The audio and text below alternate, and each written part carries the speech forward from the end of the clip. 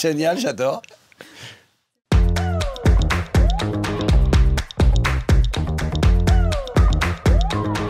Tu peux te présenter?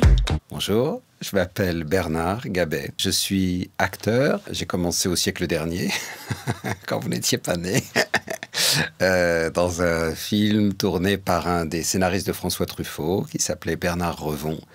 Et donc, j'ai eu la chance de commencer à 16 ans avec un film qui s'intitulait Les Turlupins.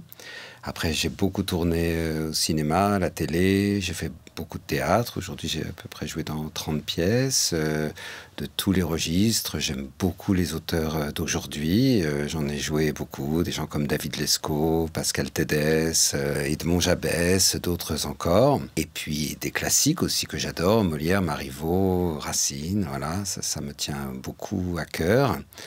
Et puis, j'ai fait beaucoup de chant. J'ai aimé travailler là-dedans, explorer tout ce qu'on pouvait sortir de soi, d'autant plus que j'étais très complexé avec ma voix quand j'étais tout jeune. Donc, j'ai travaillé comme un fou, de manière acharnée, pour essayer de faire, voilà, travailler cet instrument.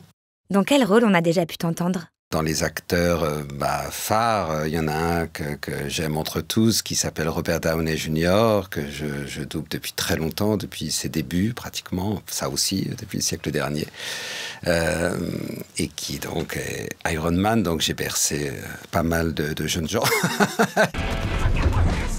On dirait que vous m'emmenez dans une cour martiale, là. C'est dingue, qu'est-ce que j'ai fait? C'est comme si vous alliez vous garer et me plomber, vous n'avez pas le droit de parler? Hey, Forrest! Puis un autre, évidemment, quand je dis bercé, c'est même un autre encore qui s'appelle Viggo Mortensen, donc qui est le mythique Aragorn dans Le Seigneur des Anneaux. Ce sera l'heure des loups et des boucliers fracassés lorsque l'âge des hommes s'effondrera. Mais ce jour n'est pas arrivé. Aujourd'hui, nous combattrons.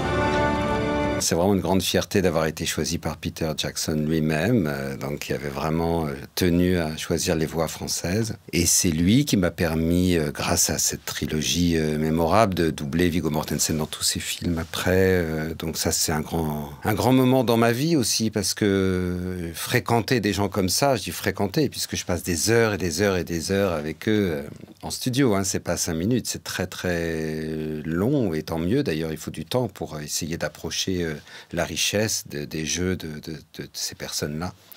Moi, ça me passionne parce que c'est des œuvres. En général, c'est des gens qui ne font pas n'importe quoi. Ils aiment et ils font des choses avec on va dire, une résonance profonde pour eux dans leur vie. Même un film, on voit comme Green Book, par exemple. C'est un film qui a une résonance profonde aujourd'hui. J'ai assez de mes problèmes. J'en ai rien à faire de ce que pensent les gens sur comment je cause. Et voilà, c'est des acteurs qui font des films avec une portée qui dépasse de très loin le juste fait d'être interprète. Ça me touche, donc, et ça m'intéresse beaucoup.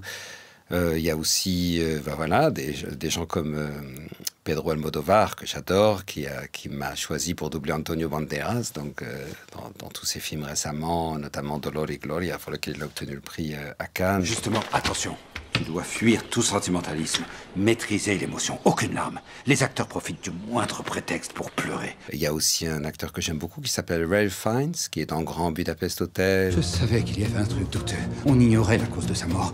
Elle a été assassinée. Et vous croyez que je l'ai tuée? Hé! Est-ce que tu lis des BD?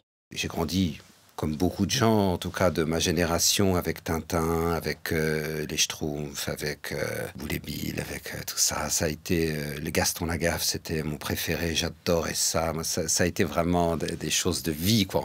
On a vraiment été constitué avec ça. Les Dingos Dossiers, bien sûr, hein, Gottlieb, ça c'était rubrique à braque, c'est des immenses joies quand on est malade, une joie immense d'être en pyjama et toute la journée en fort de lire ça, quoi, sans arrêt.